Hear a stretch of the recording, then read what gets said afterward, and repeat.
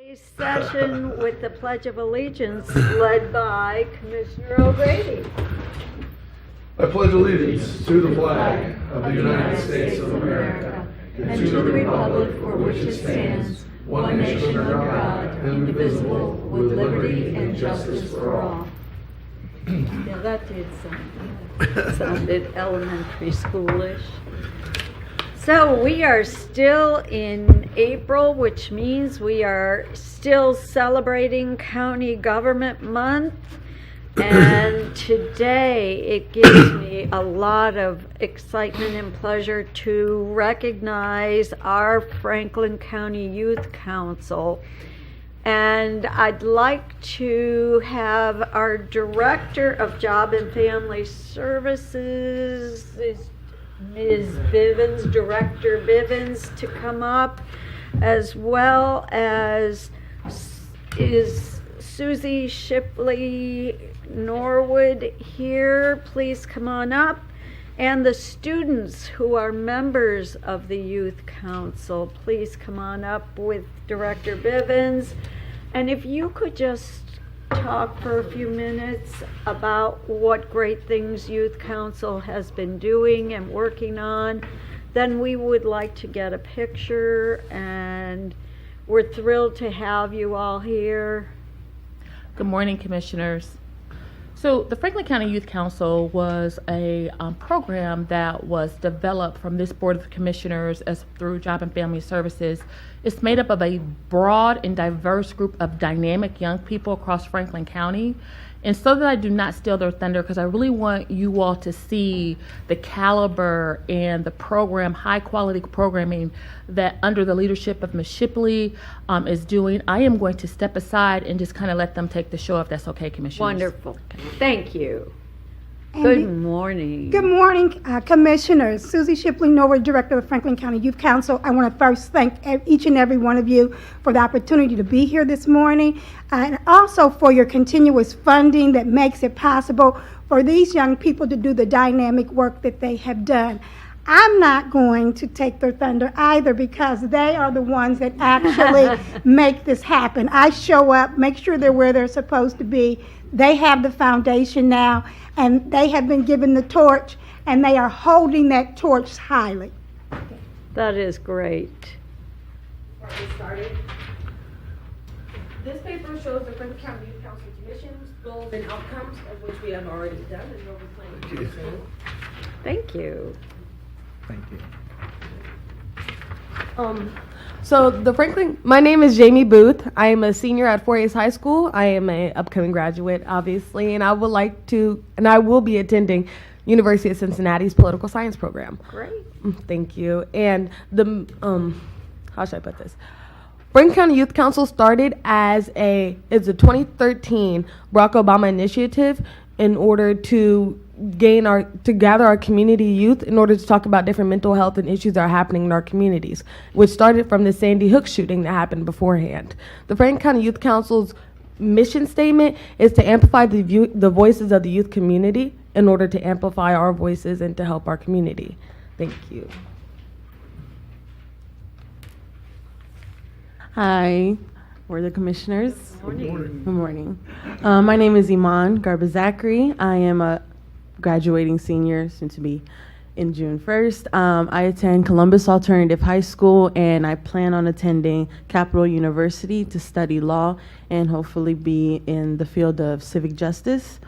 Personally, for me, I just joined the Franklin Youth County Council during the summer of last year, and one of the most memorable events that we have done is before the election, we hosted a voter registration event and also made a video, and it's to encourage young people, 18, to be able to participate in the upcoming election. And thankfully, we had for a long time, after a long time, the highest turnout of youth voters. So yeah.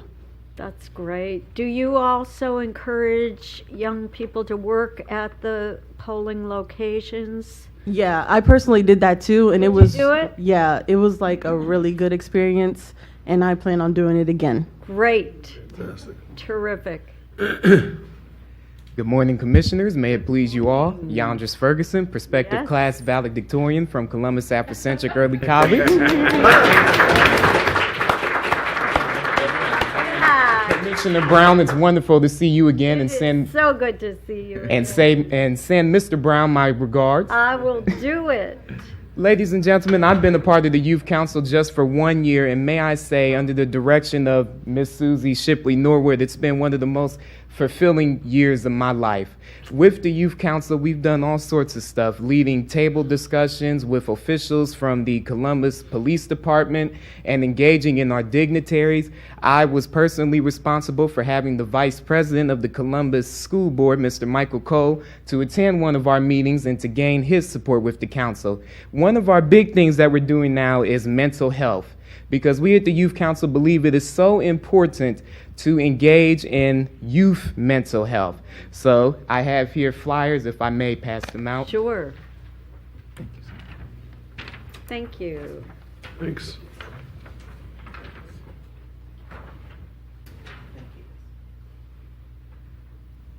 And the flyers that you have before you are for our upcoming event. It's called the Text, Talk, and Act event.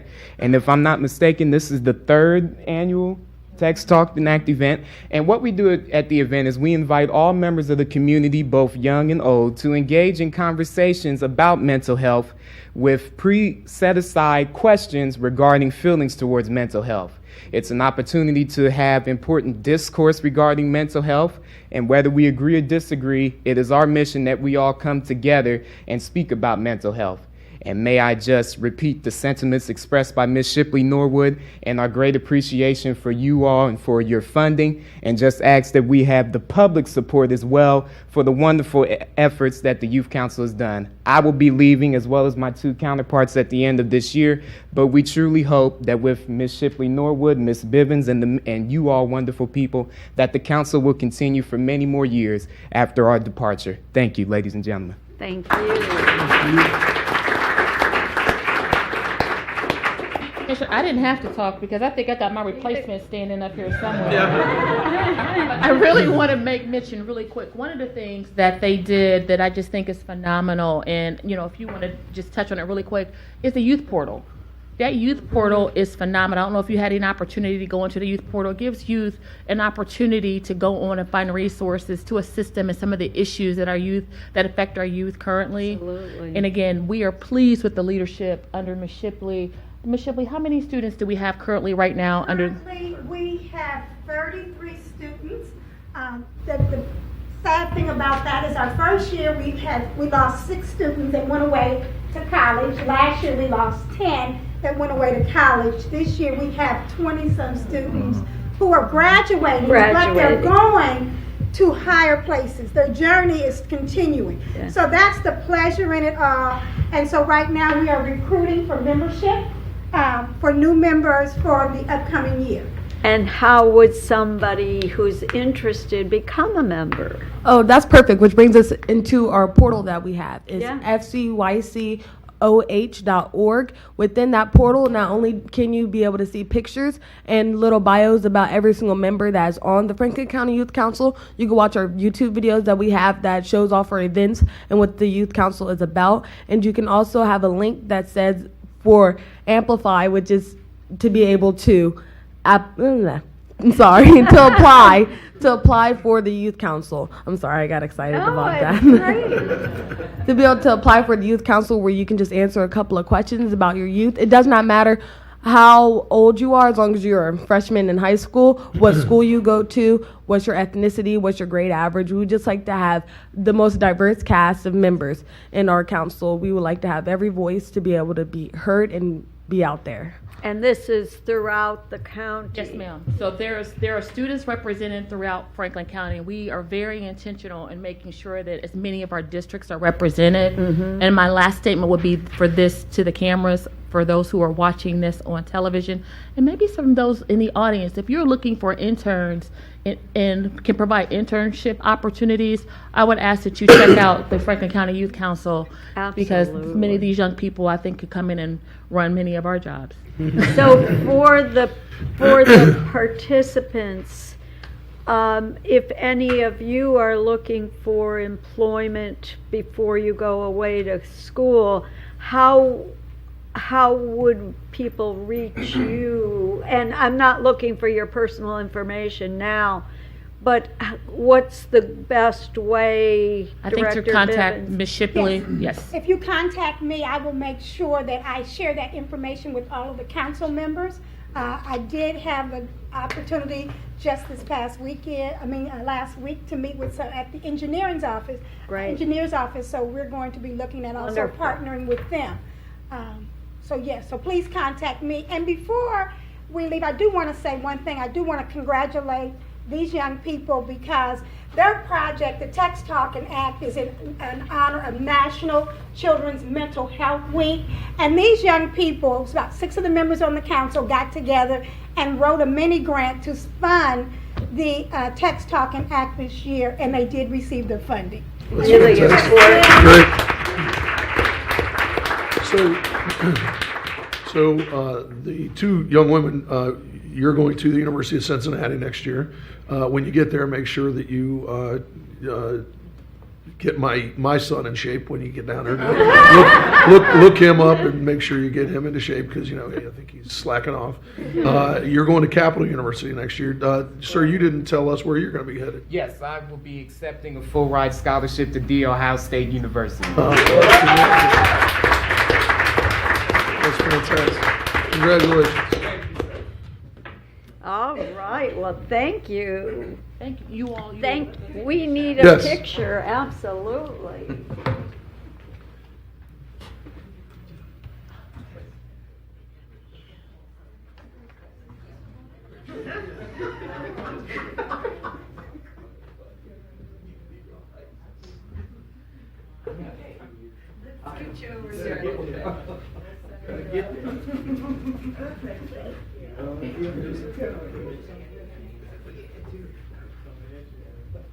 And this is Brian. He runs the contact form.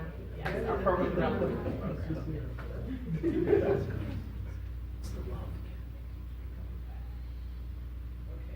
Stay still. Not so fast. This is the official. I was thinking before. Okay. Tight. Let me get a couple more. Really good. Thank you. If anybody on the audience would like to have any of your young people that would like to support the Text Talk and Act, just come and ask us for flyers and stuff.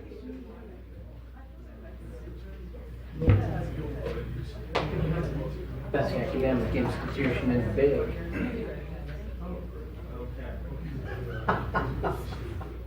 I thought that would get a response. Oh, what great students and leadership. Oh. Wow.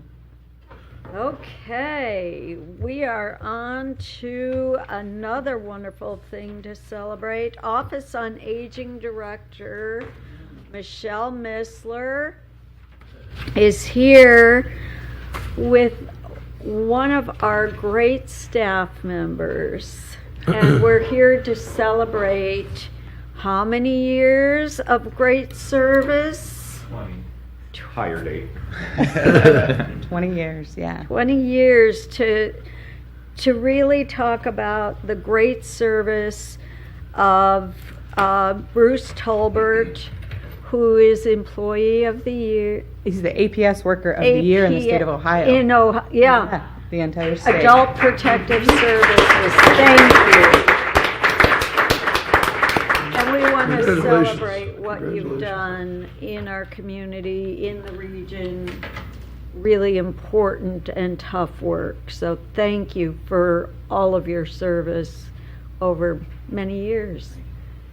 Do you mind if I share a few words? Please. Yeah. So, good morning, Commissioners, County Administration. As the Director of the Franklin County Office on Aging, I have the absolute pleasure of working with many, many remarkable professionals every day. Among these individuals is Bruce Tolbert, who is one of the strongest advocates for vulnerable senior citizens in Franklin County. Absolutely. In Franklin County, we've quietly known for years that Bruce does amazing work, but on March 15, 2019, Bruce's dedication to protecting the older adults of Franklin County was recognized at the Ohio Coalition of Adult Protective Services Conference as the APS Worker of the Year for 2019. Bruce has given me permission to share some details about his recent health struggles as well. On September 17, 2017, Bruce suffered multiple seizures and was taken to the hospital by his husband, Dave. It wasn't long before Bruce was diagnosed with brain cancer. The prognosis was not good, and it looked like he may never come back to work again. At that point, our team was all just hoping and praying that he would survive.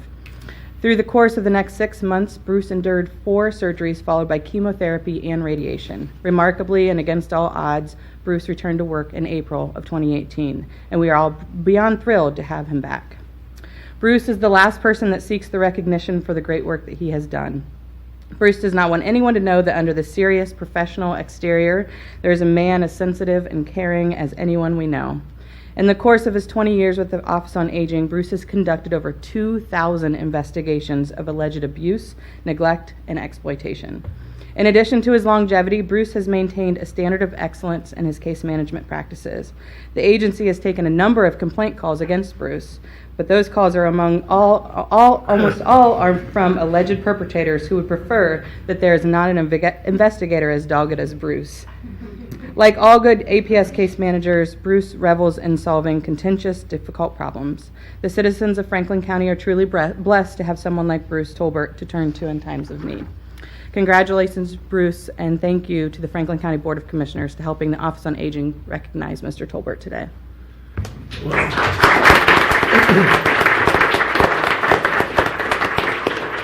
It's a great honor to be, and humbling to be selected as Worker of the Year out of the whole state. Out of the whole And it's state. very much an honor to be here today, to be honored by the commissioners. I very much appreciate it. But even more, it's an honor to serve the vulnerable clients of Franklin County. Thank you. Well, we're glad you're with us. We are. Congratulations on that, but we're also happy for the work that you do on behalf of the residents of Franklin County, the seniors in Franklin County, so thank you. We have a resolution we would like to give you to recognize the wonderful work that you've done for us, and we're thrilled the state has recognized you. We'd like to get a picture, if you wouldn't mind, with your director, and we'd be honored to get that. I guess we probably should have said a couple of us.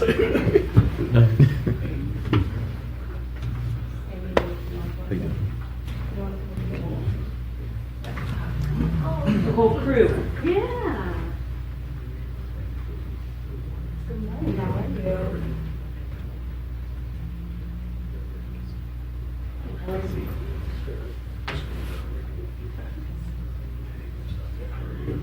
I'll take his hand.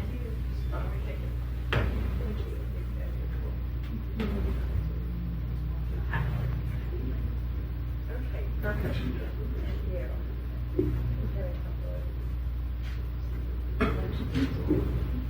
Hold on. And one more. Thank you. Awesome.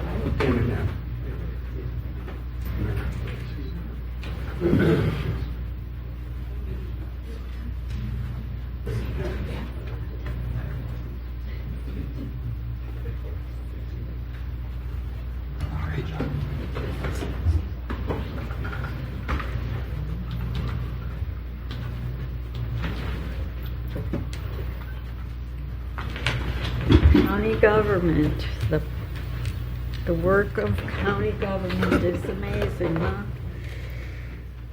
Okay, we need the approval of the minutes of February 26th, March 12th, March 19, 2019 general session. Move approval of the minutes. Second. Moved and second in voting. Commissioner O'Grady. Yes. Commissioner Boyce. Commissioner Brown. Yes. Minutes have been approved. Okay, court of comment, please.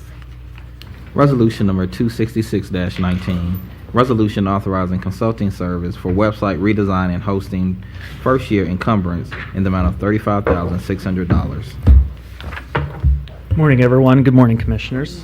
Mike Pfeiffer, IT Director with the Court of Common Pleas General Division, and with me I have Kimberly Canada, our Finance Director. This resolution approves the contract with Civic Plus LLC to refresh the court's current website and provide cloud-based hosting services for our new website. The contracted services include, but are not limited to, the migration of our current content, support services, upgrades, and maintenance. This contract is for 2 years with the option to extend for 3 additional 1-year periods. Pending any questions, we request approval of the resolution. If there's no questions, move approval of Resolution 266-19. Second. Moved and second in voting, Commissioner O'Grady, Yes. Commissioner Boyce, Commissioner Brown. Yes. Resolution number 266-19 has been adopted. Thank you. Thank you. County Engineer. Resolution number 267-19, resolution adopting the Franklin County Engineers Annual Review and amendment to the 10-year capital improvement program for roads and bridges. Good morning, Commissioners. Good morning. My name is Cornell Robertson, Franklin County Engineer. With me today, Fritz Crozier, Chief Deputy of Engineering. Commissioners, this first resolution is our capital improvement program for 10-year forecast. This time last year, we presented a similar resolution which included 50 projects. Since then, we have checked off 6, but we've added 19. So it's very similar to my to-do list at home. Get 1 item done, add 3. We're very proud of this resolution, and we look forward to chipping away at it promptly. If there's no questions, move approval of Resolution 267-19. Second. Moved and second in voting, Commissioner O'Grady, Yes. Commissioner Boyce, Commissioner Brown. Yes. Resolution number 267-19 has been adopted. Resolution number 268-19, the 2019 General Drainage Investigation and Repair Services Contract for Franklin County, Ohio, declared necessary and sealed bids to be opened on May 7th, 2019 at 2 p.m. As stated, this resolution is for a contract to maintain drainage, similar to maintenance contracts for guardrail, for signals, for signage and pavement marking. It's kind of a new idea that we have, and think that it will be a way to respond to drainage complaints even more quickly than we currently do. If there's no questions, move approval of Resolution 268-19. Second. Moved and second in voting, Commissioner O'Grady, Yes. Commissioner Boyce, Commissioner Brown. Yes. Resolution number 268-19 has been adopted. Resolution number 269-19, LJB Inc. Consulting Engineers appointed to assist the Franklin County Engineer in performing preliminary engineering for the Cleveland Avenue at Ennis Road Improvement Project, Clinton Township, Franklin County, Ohio, in the amount of $47,010. Commissioners, this next resolution seeks approval to enter into a consultant services agreement with LJB Inc. to assist the county engineer with preliminary engineering for Cleveland Avenue at Ennis Road Improvement Project. This consultant was chosen via the qualifications-based selection process. Pending any questions, I'd ask for your approval. Move approval of Resolution 269-19. Second. Moved and second in voting, Commissioner O'Grady, Yes. Commissioner Boyce, Yes. Commissioner Brown. Yes. Resolution number 269-19 has been adopted. Resolution number 270-19, ADR and Associates Consulting Engineers appointed to assist the Franklin County Engineer in preparing right-of-way and construction plans for the Havenwood Improvement Project, Franklin Township and Prairie Township, Franklin County, Ohio, in the amount of $96,241. Commissioners, this next resolution seeks approval to enter into consultant services agreement with ADR and Associates to assist the county engineer with engineering services for the Havenwood Improvement Project and Franklin and Prairie Townships. This consultant was also chosen using our qualifications-based selection process. Pending any questions, I'd ask for your approval. If there are no questions, move approval of Resolution 270-19. Second. Moved and second in voting, Commissioner O'Grady, Yes. Commissioner Boyce, Yes. Commissioner Brown. Yes. Resolution number 270-19 has been adopted. Okay, we now have a public hearing. Could the clerk please read the public hearing message. Public hearing, plans approved for the improvement of Reynoldsburg and Walveny Road at Weldon Improvement Project, Jefferson Township, Franklin County, Ohio. Okay, public hearing, I'm opening now. If there's anyone here in the audience who would like to speak on this topic, now's your chance. All right, seeing there is no one, I'll close the public hearing, and could the clerk please read the resolution? Resolution number 271-19, plans approved for the improvement of Reynoldsburg and Walveny Road at Weldon Improvement Project, Jefferson Township, Franklin County, Ohio. Commissioners, this resolution seeks plan approval for the improvement of Reynoldsburg and Albany at Weldon Subdivision Improvement. This is a collaborative roadway improvement project between the county engineers and a private developer located in northeast Franklin County and Jefferson Township. Plan specifications and estimates have been prepared and approved by the county engineer. The next step would be to schedule a bid opening. Project is scheduled to begin summer of 2019. Pending any questions, I'd ask for your approval. With no questions, I'll move approval of Resolution 271-19. Second. Moved in second and voting, Commissioner O'Grady. Yes. Commissioner Boyce. Yes. Commissioner Brown. Yes. Resolution number 271-19 has been adopted. Drainage engineer. Yes, ma'am. Resolution number 272-19, resolution adopting the Franklin County Drainage Engineers Annual Review and Amendment to the 10-year capital improvement program for drainage systems. Commissioners, this is a very similar resolution. However, it's the 10-year capital improvement program for the Drainage Engineer's Office. This is actually the first time we've presented this resolution. We think it's a perfect way to formalize the projections that we have and the drainage systems that we do want to work on. So I hope to present this again next year and report the specific projects that we've completed and the ones that we've added. Great. With no questions, move approval of Resolution 272-19. Second. Moved in second and voting, Commissioner O'Grady. Yes. Commissioner Boyce. Yes. Commissioner Brown. Yes. Resolution number 272-19 has been adopted. Resolution number 273-19, resolution awarding contract and approving contract bond to Terra Valley Excavating for the storm sewer improvement 241 to 287 Georgesville Road project, Franklin County, Ohio, in the amount of $111,256. Commissioners, this resolution is for the project known as La Plaza Tapatia Storm Sewer Improvement. It's along the west side of Georgesville Road, south of Broad Street. We held a competitive bid on April 2nd.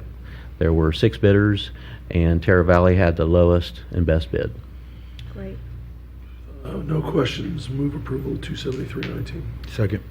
Moved in second and voting, Commissioner O'Grady. Yes. Commissioner Boyce. Yes. Commissioner Brown. Yes. Resolution number 273-19 has been adopted. Thank you very much. Thank you. The sheriff's office. Excited about that one. That's a good Resolution number 274-19, resolution authorizing contracts for canned, dry, frozen, and dairy food products for the Franklin County Correctional Facilities in the amount of $1,300,000. No. Good morning, Commissioners. Dave Masterson, Director of Administrative Services for Sheriff Dallas Baldwin. The resolution before you authorizes a 6-month contract through October 17th, 2019 to supply the jails with canned, dried, and frozen foods. All items have a firm and fixed price through the contract expiration and are part of the certified menu for the Corrections Division. It was competitively bid through county purchasing, and the vendors were chosen based on price and delivery capabilities. Any questions, we ask approval of this resolution. Move approval of 274-19. I'm sorry, no questions, if there's no questions. Second. Moved in second and voting, Commissioner O'Grady. Yes. Commissioner Boyce. Yes. Commissioner Brown. Yes. Resolution number 274-19 has been adopted. Thank you. Thank you. Emergency Management Agency.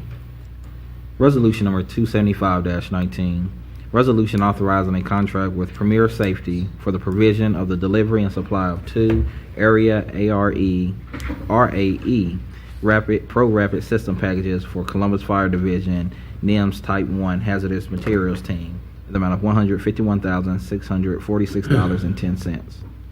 Good morning, Commissioners. Jeff Young, representing Franklin County Emergency Management and Homeland Security. With me this morning is Fire Chief Kevin O'Connor from Columbus Fire Division, and he's got Lieutenant Rob Moore from their hazardous materials team accompanying him. Before you is a resolution for a contract for Premier Safety for the delivery of 2 Area Ray Pro remote air monitoring kits. These kits provide the ability to remotely, in real time, monitor for a variety of toxic chemicals, volatile organic compounds, and gamma radiation. This equipment will be issued to and operated by the Columbus Fire Division hazardous materials team, both during response incidents as well as proactively as part of large crowd and special event safety plans. In addition to local City of Columbus responses, the Columbus Fire Division team responds regionally as our National Incident Management System rated Type 1 team. And in addition to the daily hazardous material responses, this team supports the safety infrastructure in place during large crowd events such as Red, White, and Boom, the Arnold Fitness Expo, and the Women's 2018 Final Four. This equipment will be replacing current equipment that is reaching the end of its normal service life and is outside the support window for the original manufacturer. In selecting the equipment, the Department of Homeland Security System Assessment and Validation for Emergency Response Programs was reviewed, and the Area Ray equipment was the highest rated system for functionality as well as usability by field personnel. This project is fully funded through a state Homeland Security grant program spread across the 2017 and 2018 grant program budget cycles, with Franklin County Purchasing supporting the procurement process. As part of that process, Premier Safety was found to be the lowest and best bid. I'll gladly answer any questions and ask for your approval of this resolution. Chief, do you have anything you'd like to add? Yeah, one of the things I'd like to say on behalf of the Columbus Division of Fire is the fact that this is a force multiplier. That's what this grant gives us. It gives us the ability to monitor in real time in a passive basis. An item like this will actually be in service tonight, protecting the crowds at the Blue Jackets game. It is something that most people don't see out there. It's something that we don't want them to see. We want them to understand that they're protected without seeing that force, because we think that lends to the excitement of an environment. But we thank you for your support in this area. It's something that we want to support, our Type 1 team that has the capability to respond nationwide in the event of an emergency. So I want to thank you for your support. Thank you. If there's no further questions, move approval of Resolution 275-19. Second. Moved in second and voting. Commissioner O'Grady? Yes. Commissioner Boyce? Yes. Commissioner Brown? Yes. Resolution number 275-19 has been adopted. Thank you. Thank you. Being here. Thank you. Job and Family Services.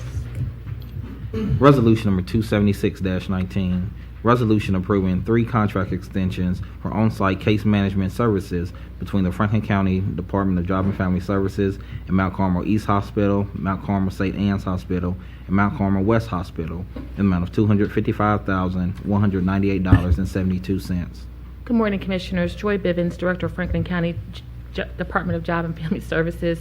Per the terms of the contract, one of our case managers will be stationed full-time, which will be 40 hours per week at Mount Carmel East, West, and St. Anne's to provide timely assistance in determining eligibility for Medicaid primarily, however, for our other supportive services as well. This is a relationship that we've had with Mount Carmel Hospital, I believe, since 2017. They will also reimburse us for the actual amount cost for each case manager, including salary and benefits, which is not to exceed $9,057.14 per case manager. They will also reimburse us for up to 10% of that cost each month to help cover the cost of the assigned supervised clerical specialist for each case manager. Pending any questions, I would ask for your approval of this resolution. If there are no further questions, move approval of Resolution 276-19. Second. Moved in second and voting. Commissioner O'Grady? Yes. Commissioner Boyce? Yes. Commissioner Brown? Yes. Resolution number 276-19 has been adopted. Thank you. Sanitary Engineer. Resolution number 277-19, authorizing contract modification 1 with Peterson Construction Company for the Timberlake Water Treatment Plant Upgrades Project in the amount of $863,394. Good morning, Commissioners. Ryan Stowe with the Sanitary Engineer. Sanitary Engineer is requesting the authorization of a contract modification with Peterson Construction Company in the amount of $6,394 for the Timberlake Water Treatment Plant Upgrades Project. During construction, extra work was encountered for which the contractor is due compensation. This extra work includes additional costs for a transformer, additional cost for piping modifications, and an owner-requested change to the programming services subcontractor. This modification will be funded from the Sanitary Engineer's Water Capital Account and will cover all projected project costs through the completion of this project. Pending any questions or comments, I request the passage of this resolution. With no questions, I'll move approval of Resolution 277-19. Second. Moved and seconded in voting, Commissioner O'Grady. Yes. Commissioner Boyce. Yes. Commissioner Brown. Yes. Resolution number 277-19 has been adopted. Thank you. Homeland Security. Resolution number 278-19. Resolution authorizing a consulting contract with Fred C. Bowditch for continued professional services related to critical infrastructure protection and private-public partnerships in the amount of $50,000. Good morning, Commissioners. Jessica Hughes with the Office of Homeland Security. The resolution we have this morning is for a personal services contract with Fred Bowditch for our private and public partnership liaison. Fred's filled this role for several years and works very well with our team. The contract is for 1 year, not to exceed $50,000, with 2 one-year extensions. Pending any questions, we request your approval of this. If there are no questions, move approval of Resolution 278-19. Second. Moved and seconded in voting, Commissioner O'Grady. Yes. Commissioner Boyce. Yes. Commissioner Brown. Yes. Resolution number 278-19 has been adopted. Thank you. Community partnerships. Resolution number 279-19. Resolution authorizing a 1-year contract with Columbus Humane to investigate cases of animal cruelty, neglect, and abandonment in Franklin County in the amount of $35,000. Good morning, Commissioners. Dana McCrary, Community Partnerships. This resolution will enable us to continue to support Columbus Humane's efforts in investigating all claims of animal cruelty and neglect. They will continue to provide critical education to the public regarding responsible pet ownership. So pending any questions, I would respectfully request the approval of this resolution. If there are no questions, move approval of Resolution 279-19. Second. Moved and seconded in voting, Commissioner O'Grady. Yes. Commissioner Boyce. Yes. Commissioner Brown. Yes. Resolution number 279-19 has been adopted. Resolution number 280-19. Resolution authorizing a 1-year contract with Franklin County Public Health to implement the Stop the Bleed campaign in schools throughout Franklin County in the amount of $52,800. Commissioners, this resolution is a departure from the work that we have typically done with Franklin County Public Health. For the past several years, we have supported the purchase of influenza vaccine and the distribution. This year, they came forward with a different proposal. They are proposing to reach out to 15 local school districts throughout Franklin County to implement the Stop the Bleed campaign. So it's really a training model where they would have trained professionals in each school. So God forbid if there were an incident where there were mass casualties, there would be people on site to help keep things kind of, if there was someone who was suffering a traumatic bleed, they would be able to receive immediate attention because bystanders are always the first ones on the scene, just kind of holding down the fort until EMS could arrive on the scene. So pending any questions, I would respectfully request the approval of this resolution. If there are no questions, move approval of Resolution 280-19. Second. Moved and seconded in voting, Commissioner O'Grady. Yes. Commissioner Boyce. Commissioner Brown. Yes. Resolution number 280-19 has been adopted. Resolution number 281-19. Resolution authorizing a 1-year contract with Heart of Ohio Family Health Center to provide under and uninsured Franklin County residents with increased access to quality health care in the amount of $95,000. Commissioners, this resolution is really continuing the partnership and the work that we've done with Heart of Ohio for many years, helping diabetic patients to maintain an A1C hemoglobin level of the value of less than 9, helping hypertensive patients to get their high blood pressure under control, and helping to really decrease the number of babies who are born with low birth weights. But we're so pleased this morning to have Dr. Buhari Muhammad here with us. He is the new CEO of Heart of Ohio, and we just really felt like this would be a wonderful opportunity to introduce him to all of you as the new CEO and have him say a few words about the innovative and groundbreaking work that Heart of Ohio is doing in Whitehall and in other areas in the city. I think that's great, and welcome. And once you're done speaking, we do have a guest who'd like to speak on behalf of this resolution. So please, by all means. Absolutely. We're happy to welcome you to this new role. Absolutely. Thank you very much. Good morning, Commissioners, and good morning, Administrator. Good morning, Franklin County residents. My name is Dr. Buhari Muhammad. I'm the CEO of Heart of Ohio Family Health Center. We are in April, right? That's my 12th month of joining Heart of Ohio. Heart of Ohio Family Health Center has been in Central Ohio since 2003, 16 years now, serving the community who are underinsured, uninsured. And part of what we do, which is unique, is that we try to address the social determinant of health. Not only are we providing medical care, we are engaged very vigorously with the Whitehall in the fight of opioid. We are part of the collaborators in the Whitehall opioid diversional program. We also engage in the infant mortality by providing a unique care called the Centering Pregnancy Care. And the Centering Pregnancy Care have been demonstrated to be a good model that will really reduce infant mortality. And we have started to see that on our patient. It's been 13 months now since we implemented the Centering Pregnancy Care.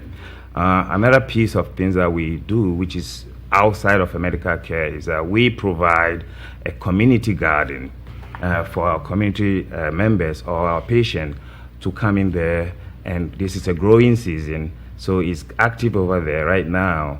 And what we witnessed over the several years is that there is one particular resident of Franklin County, the New Bhutanese, who are 100% actually using that garden.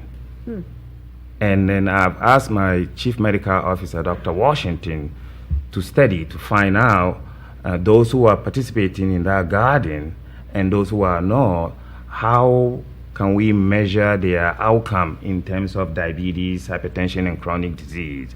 My hypothesis is that these are folks who are, agrarian. They use agriculture in their homeland, coming in here and staying in an apartment, finding a place to grow might actually solve some of the social determinant of health that we experience. So those are some of the things that we do in the community, not only providing medical care, but using social determinant of health to try to fight infant mortality, opioid crisis, or any other social determinant in the community.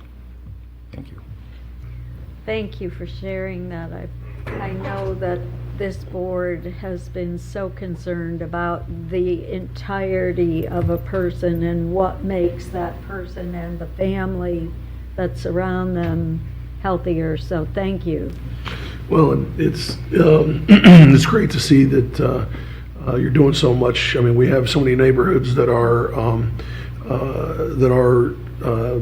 lacking in the ability for folks to be able to access fresh fruits and vegetables, and so being able to provide a community garden and folks with the opportunity to be able to spend time in the garden, just the activity of growing your own fruits and vegetables. We did Earth Day the other day, and we were at Franklin Park Conservatory with folks not only awarding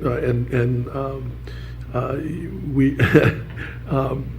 were all out there the other day. It was lots of rain coming down. It was a good growing day. But we're not only awarding the grants, but passing out product and lots of people receiving mulch and all the things that they needed for their gardens. And so, it's a good time of the year, and so it's good to see that you're incorporating that into what you're doing. So, well, if there's no other comments or questions. There's a guest. Oh, I'm sorry, speaker. There is a speaker, and Commissioner Boyce, do you have anything? Nope. Okay. We do have a speaker on this resolution, Barbara Tolber, representing the Bread Organization. Ms. Tolber, if you would keep your remarks to 3 minutes and to the topic, we appreciate it and welcome. Good morning. Thank you. Good morning, Commissioners, Mr. Boyce. I want to thank you for this opportunity to present my story before you. My name is Barbara Tolber, and I represent the Bread Organization. I support the resolution that is up for vote now. I had applied and was accepted into the Rehabilitation Department's housing program. I own my own home, but I am struggling to keep up the maintenance. The bids have been sent out for 5 contractors. 3 contractors came out to the house and then placed their bids. Then 13 days before the bids were scheduled to be opened, I received a Dear John letter stating that the city regrets to inform me that there are no longer funds for the remaining work to allow the work to continue on my house. I was also presented with a list of resources that I could apply for possible help. Some of these resources are not accepting new applications, or they do not do certain repairs. I am looking at the front wall, structural problems with air and mice, and yes, I said mice, coming in the basement. As a result of my presentation before City Council, I was offered another opportunity to apply for a $20,000 grant. The same representative came to the house, but it was slightly different. He did not go through the house as previously informed, but informed me that bids would be sent out again. I signed it without reading, assuming that it was to read as the first one, but of course it did not. The language was repair drywall, quote unquote, relating to the structural damage in the bedroom where the floor needs to be pushed up and the stud in the basement ceiling wall needs something done to firm or establish that. I found this situation out when I talked to someone who has more knowledgeable of this situation than I. I know that all things are possible through God, who is my husbandman. I am beginning to realize that if these problems are not fixed, then I'm going to have to move out of my home. There needs to be a real program that will help senior citizens stay in their homes and keep them in good repair. The housing crisis impacts the patients at Heart of Ohio. In Bread's meeting with the commissioners, we were made aware of a willingness to increase the conveyance fee by $1. We still urge you all to increase the fee to the maximum allowed by state law. This increase could lead to millions of additional dollars per year to the Affordable Housing Trust Fund. What would it take to make this possible? Thank you.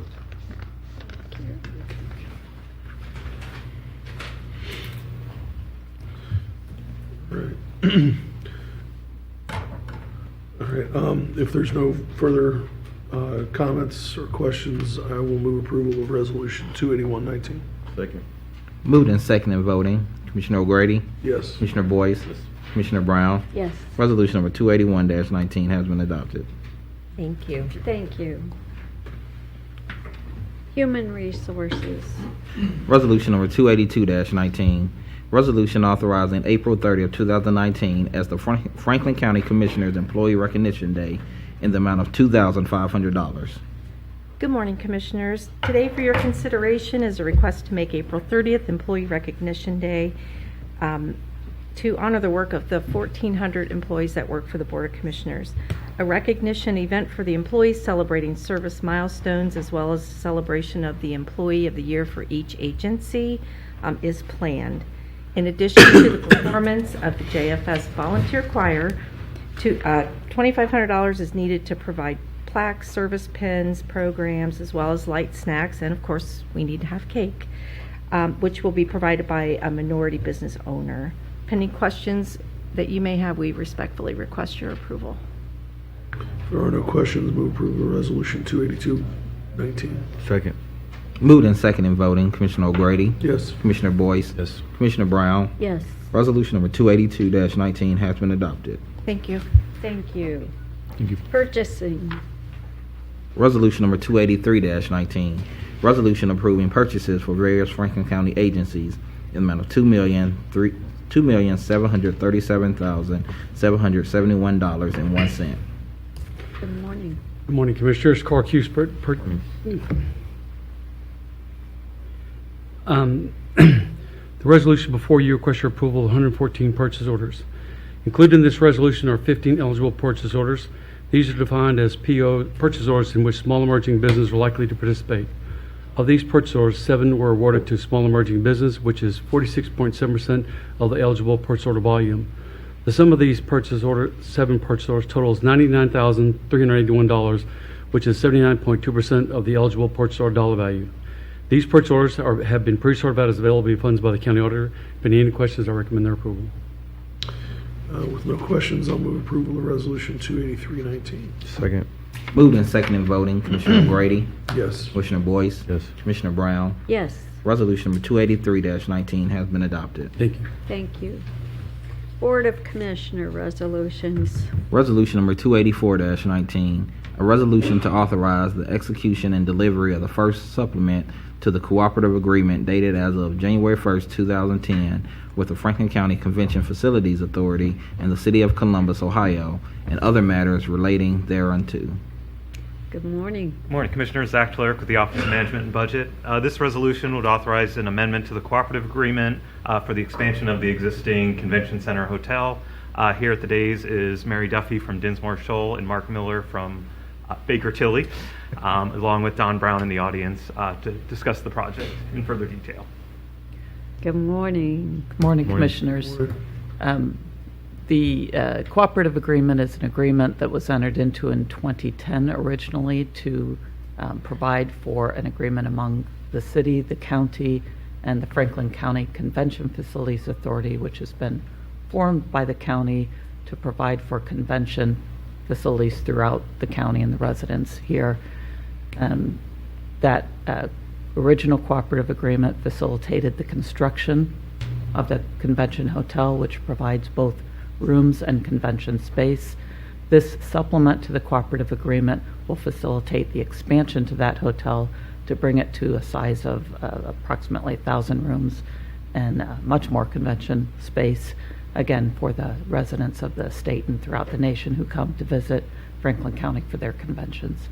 I'm happy to answer any questions about the agreement or about the project.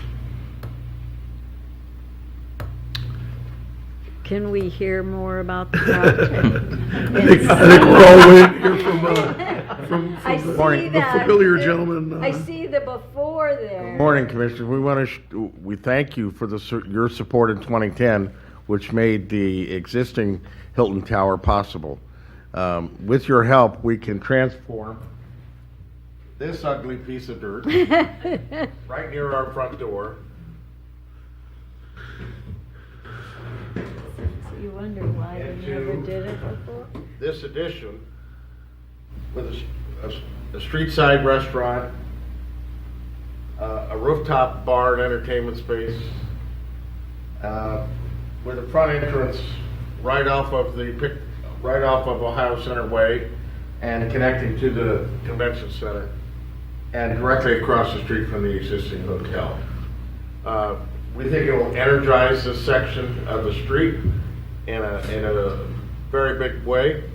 It will also give us a convention hotel of 1,000 guest rooms that will make this property the largest hotel in the state of Ohio and will position us to draw even more conventions and larger conventions and trade shows to Central Ohio.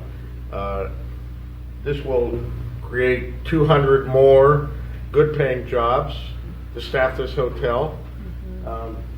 By the time it opens, these employees, the hourly will make at least $15 an hour, and it will create an additional 600 construction jobs over the next 30 months.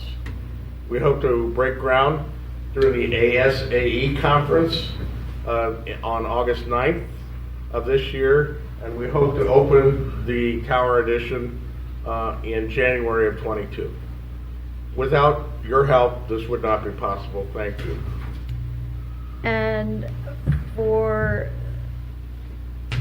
the general public, our portion of this project is backstopping Commissioner, exactly. part of the bonding.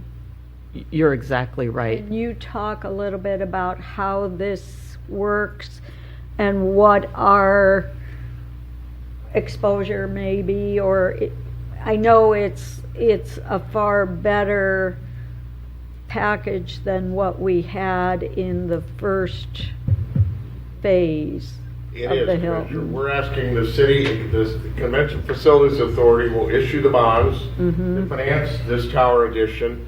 About 55% of the debt obligation will be supported by the net operating income of the hotel itself, just as the existing hotel has been self-supporting since it opened in 2012.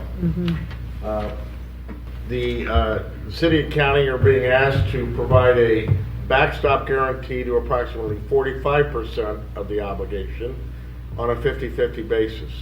So about 22.5% would be supported in a sense by a city backstop obligation, the other 22.5% by a county backstop obligation. It will be repaid, though, without reliance on city or county dollars, but it will be repaid from the net operating income of this property, along with a rebate of the bed taxes from this property, which will be used for debt service.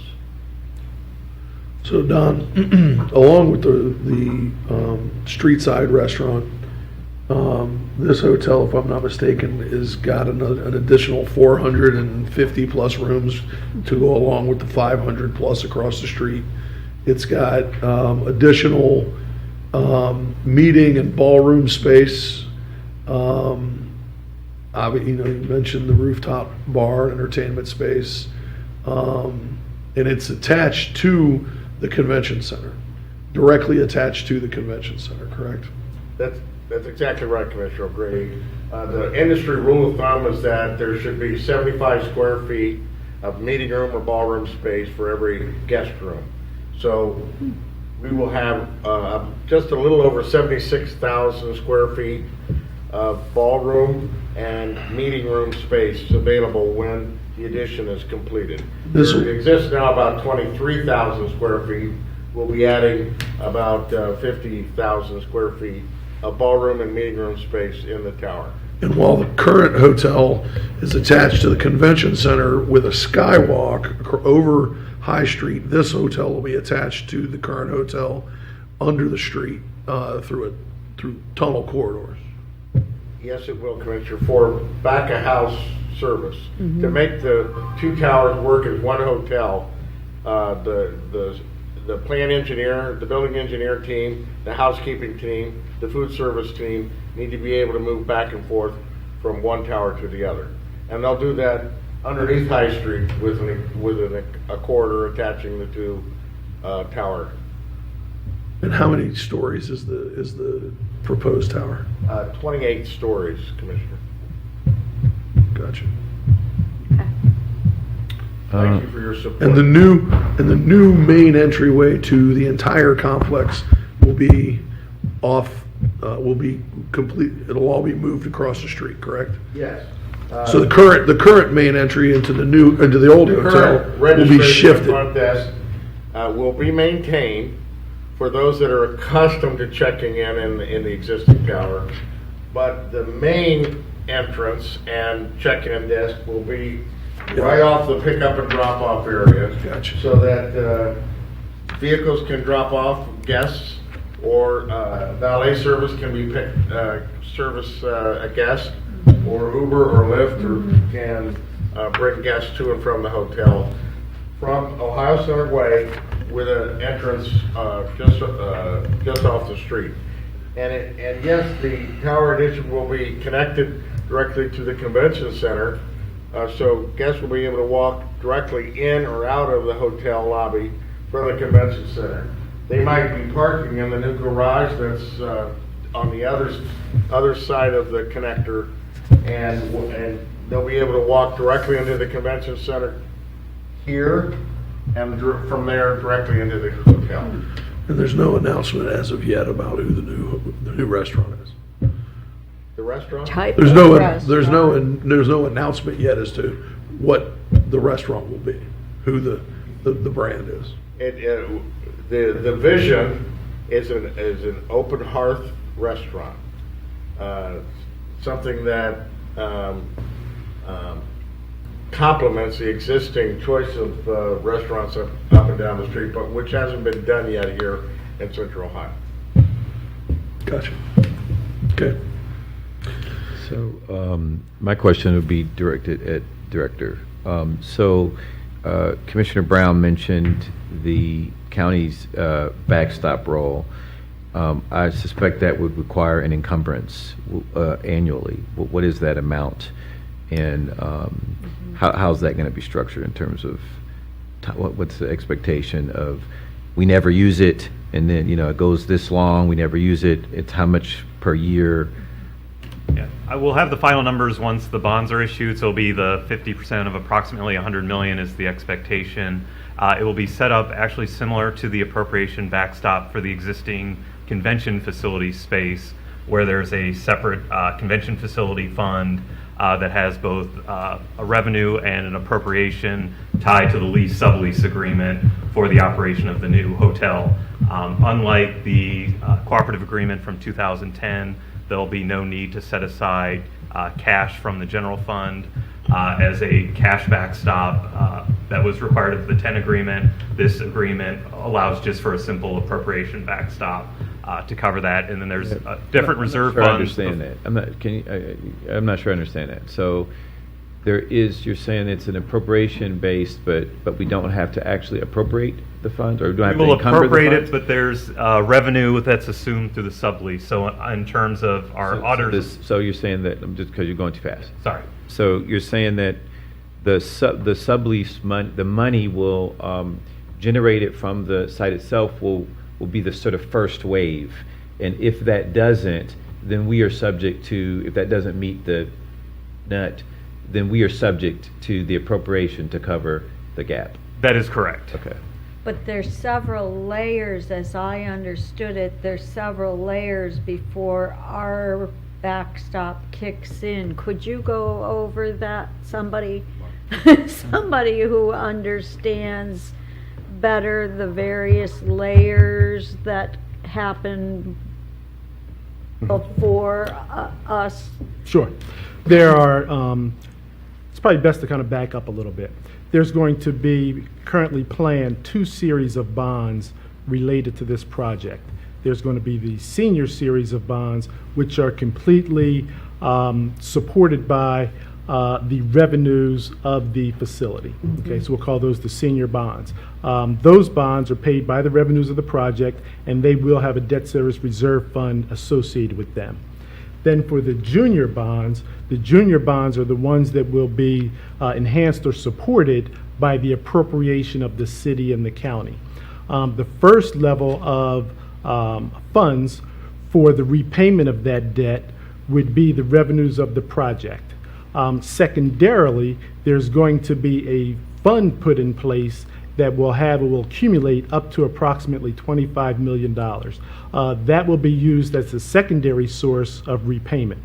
Then a third level will be other CFA funds that are scheduled to accumulate over time. So it's working its way through that waterfall, and then if and only then those sources are depleted, will the need be to call on the appropriation of both the city and the county. And again, right now, it's anticipated that in the cooperative agreement that junior series of bonds that will have that appropriation backing will be up to $100 million to be split 50-50, as was mentioned, from an appropriation basis of the city and county severally. So again, so it's only once you work through that waterfall, do you get to the point that you have to call on the appropriation-backed nature that's provided by the city and the county. I would also mention that in our preliminary analysis, we've done a number of stress-type scenarios or shock-type scenarios where it's based upon a 9/11 type scenario, a Great Recession type scenario, and the impact that they would have on the projected revenues. And again, right now we're just talking about projected revenues of the facility. And in none of those shock scenarios has there been a projected need to call on the appropriation of the city and the county, provided that the revenues accumulate to the, in line with the projections.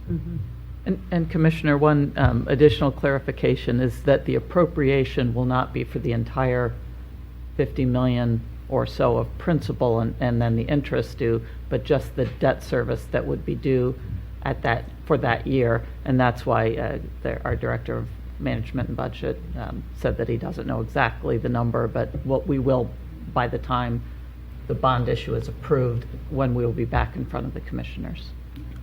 It's an important point. Okay, But you raised something, Mark, that just begs the question.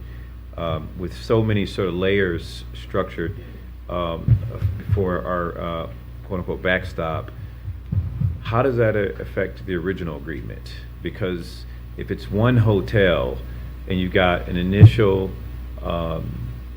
debt service related to the first phase, if you call it, of the Hilton, was there any restructuring of the debt in terms of the county's exposure on the first bond issuance? Not with respect to what the bondholders see. So the bondholders are actually promised to be paid from the county if that's required. The county gets its money in turn. Can't get out of that, right? In turn from the Franklin County Convention Facilities Authority, who gets it from the bed tax and the net operating income. And again, that the county's money has never been touched. And we certainly don't expect it to be touched. That's why we have an excellent financial advisor here. But in fact, there were some other backstops that were in the agreement between the city, the county, and the Franklin County Convention Center.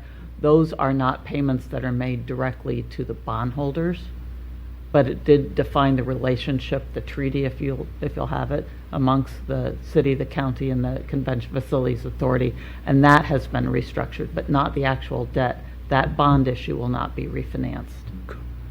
The Convention Facilities Authority will continue to maintain separate and additional cash reserves to backstop that original 2010 debt, in addition to the $25 million cash reserve that Mr. Miller referred to. There'll be additional cash reserves held by the CFA to backstop current year net operating income from the existing hotel, and to buffer or insulate the county's guarantee with respect to that original issue. Right, I get it. I mean, I just only want to make the point that this is all really, really, really important, because as we have to make long-term decisions and be thoughtful about the county's resources, all of this factors into that, whether we're actually drawing down, whether we're actually encumbering funds or not. We still have to be thoughtful that the potential obligation exists. And so I wanted to just make sure we were all on the same page about what that looks like. I mean, this is not as well as this has been structured, this is not a light proposition by any stretch. And this is a big deal, and a big deal for the county, and a big deal for Central Ohio because of the nature of the size of the project. It is both on the construction side and the finished project. So, but it doesn't come without a very significant commitment and cost. So I just wanted to be clear that we are on the hook, but it probably couldn't be structured in a better way in terms of our cushion on that hook, if you will. So. Yeah. I would like to add just one other point, and that, excuse me, and that is that as we go to market with the bonds, the plan is to, based upon market conditions at the time of sale, to put as much of the debt as we can into the Series A bonds, the senior level bonds, and then kind of backfill, if you will, with the B bonds. So again, so it's going to be based upon market conditions and so on and so forth at that point in time. But that is the strategy to. I apologize, I didn't mean to cut you off. Go finish. Oh, no, okay, I'm done. So again, that's just the strategy, to put as much as we can into the A's, therefore minimizing, to the extent we can, the B's, which are the bonds that carry the city and county backstop. I was just going to ask, so what's the overall par amount then that you're looking at for this issuance? You know? Again, that's going to be based upon, with the couponing and so forth. I think the projections right now would be roughly $240 million. President Brown, Commissioner Boyce, Commissioner O'Grady, County Administrator Kenneth Wilson, we had to balance a lot of factors. As Mr. Miller points out, the size of the B bond issuance is important, not only because it relates to the backstop that the county and city traditionally provide on Convention Facilities Authority's debt. It also is important because we know that in the travel and tourism business, it's quite likely that the CFA will need to venture and look at other capital projects related to their operations. And because of the nature of how the CFA is structured, the county and city has traditionally backed that debt in the fashion that they will be backing, you all are being asked to support the debt that's associated with the second tower. And we also, this has been as you know, we've gone over this over the course of several months, and it was important to structure this such that we protect the integrity of the 2010 bonds that were issued for Hilton 1.0, because in that event, again, there are a number of layers of security that supports that project, and that project has been very successful. But unlike this endeavor, the county in its general fund has a hotel pledge fund set up that's equal to the maximum annual debt service requirements that support that project all the way up to 2042, I believe is the number. I won't be sitting here then, but that number is yet important. So I just want you all to have confidence that over this period of time, we went through great length at times, and that's why we didn't get here probably as soon as some people would have wished for, because we had to make sure that we done this in a way that protects the security for the county as we look at, Commissioner Boyce, all of the things that we have on the horizon as a county. I think you probably will. I think this has been a real partnership of all of the great work of a lot of people, the city, the county, the private sector, the Convention Facilities Authority. This is not an easy lift, as Commissioner Boyce said, and we're doing it for the long-term health of the community and protecting the convention facilities ability and Experience Columbus's ability to attract and retain good economic growth in conventions and meetings, and we know we need to compete for those conventions, and without doing something on this grand scale, we would not be able to compete to get these larger conventions. So you don't do this lightly, for sure. And thank you for we took a long time. all of us. We took a long time and a long, hard look at this Yeah. back when we did it the first time in 2010. Yeah. We've taken, both the county's team and the city's team has taken a long, hard look at this with the help of some trusted advisors this time as well. Commissioner Boyce in particular has asked a lot of hard questions. He's got a background in this, and it's been very valuable. These are, we do a lot of projects. These are amongst some of the many projects that we do in this community, and we have to have the ability to be able to do a number of different things.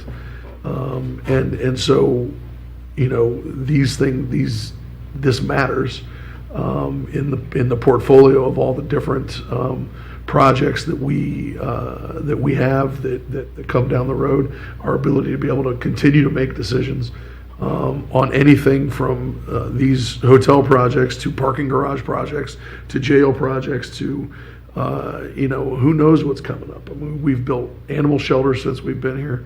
There's any number of economic development projects that are in our past and that are going to be in our future, along with the decisions that we have to make that impact all of our agencies.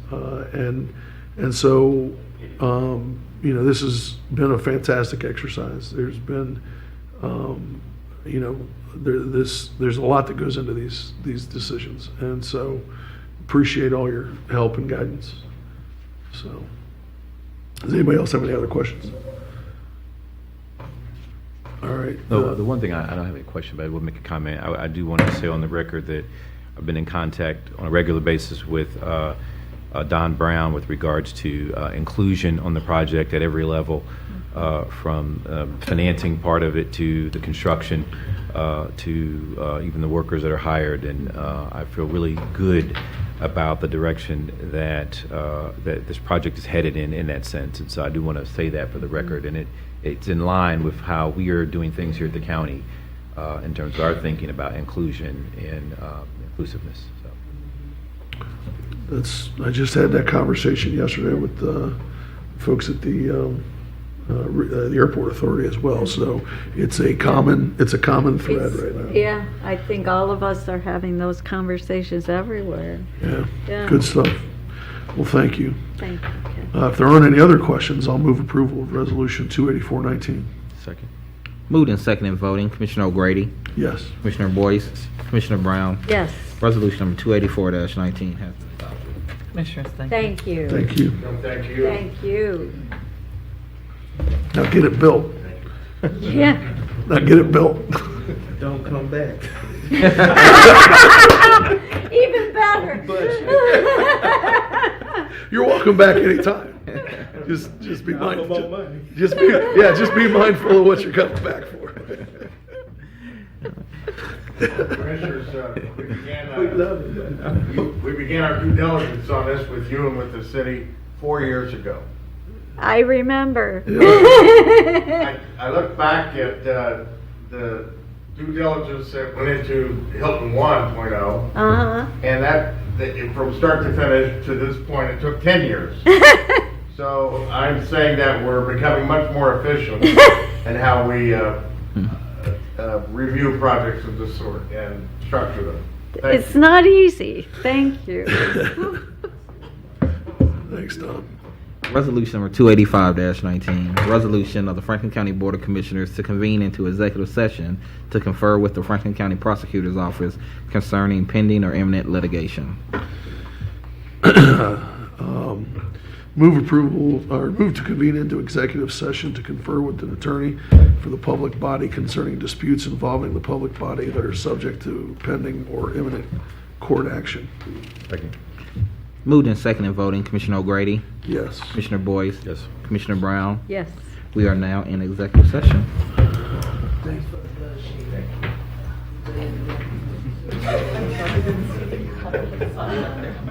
Might be in the west conference room, I believe.